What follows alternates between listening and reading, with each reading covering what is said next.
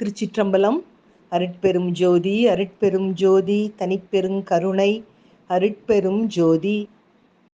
ஒரு ஐயர் தினமும் வீதி வழியாக கிருஷ்ண பஜ கோவிந்தம் 11வது பாவத்தை பாடியபடியே வீடு வீடாகச் சென்று அன்னயாசகம் பெற்று உண்பவர்.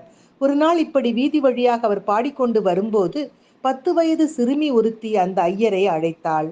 சுவாமி, என் வீட்டுக்கு வருகிறீர்களா? உங்களுக்கு அன்னமிட காத்திருக்கின்றேன் என்றாள்.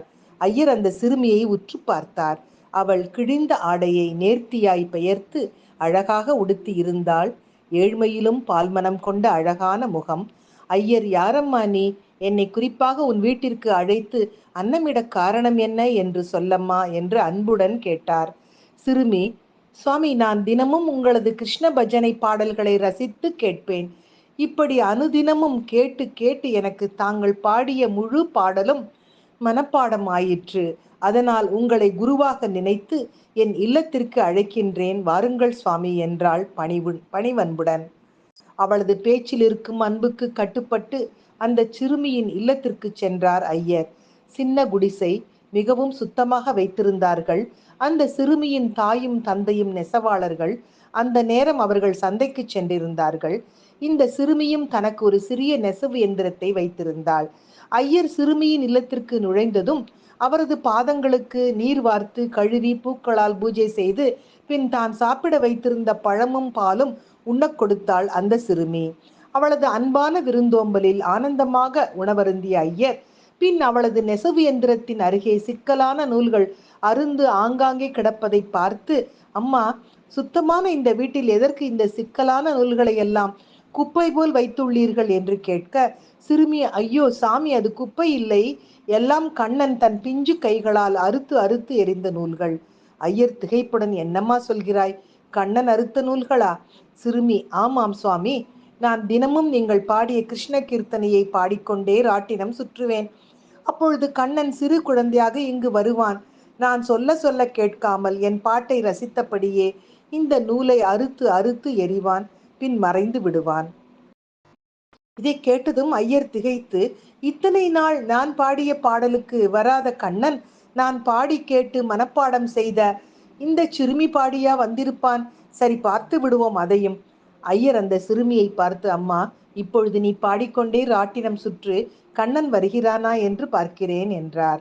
சிறுமியும் பாடிக்கொண்டே ராட்டினம் சுற்றினாள். சிறிது நொடியில் சந்தோஷமாக கத்தினாள், சுவாமி, கண்ணன் வந்து விட்டான் என்று.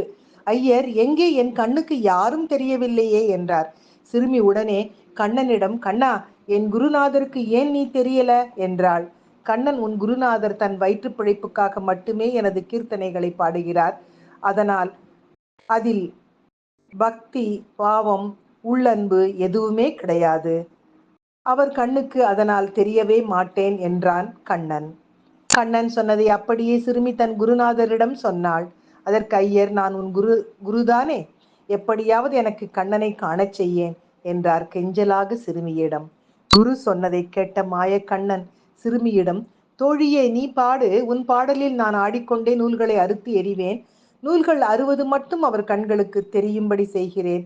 அதை பார்த்து அவரை மகிழச் சொல். இதுவும் நீ அன்பாக கேட்டதால் தான் செய்கிறேன். பாடு, நீ பாடு என்றான் கண்ணன். சிறுமியும் கண்ணன் சொன்னதை குருவிடம் சொன்னாள்.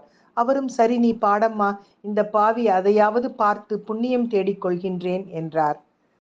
சிறுமி பாட ஆரம்பித்தவுடன் நூல்கள் தானாக அருந்து விழுவதை பார்த்தார் ஐயர். அப்படியே பரவசமாகி தான் செய்த தவறுக்கு கண்ணனிடம் மன்னிப்பு கேட்டுவிட்டு சிறுமியை வாழ்த்தி வீதியில் இறங்கி பாடிக்கொண்டே சென்றார். இப்பொழுது அவரது கைகள் யாசகம் கேட்கவில்லை, பக்திக்கு மட்டுமே கட்டுப்படுவான் கண்ணன் என்று அவர் பாடல்களை மட்டும் பாடிக்கொண்டே சென்றார். ஸ்ரீ கிருஷ்ணரின் மகோன்னதங்களை சொன்னாலும் புண்ணியம், சொல்லச் சொல்லி கேட்டாலும் புண்ணியம். சொல்பவருக்கும் புண்ணியம், கேட்பவருக்கும் புண்ணியம் என்கிறது கீதை என்ற இந்த அருமையான பதிவினை இன்றைய சிந்தனையாக்கி மகிழ்வோடு அன்போடு காலை வணக்கம் சொல்வது அழகம்மை சுவாமிநாதன். Happy morning.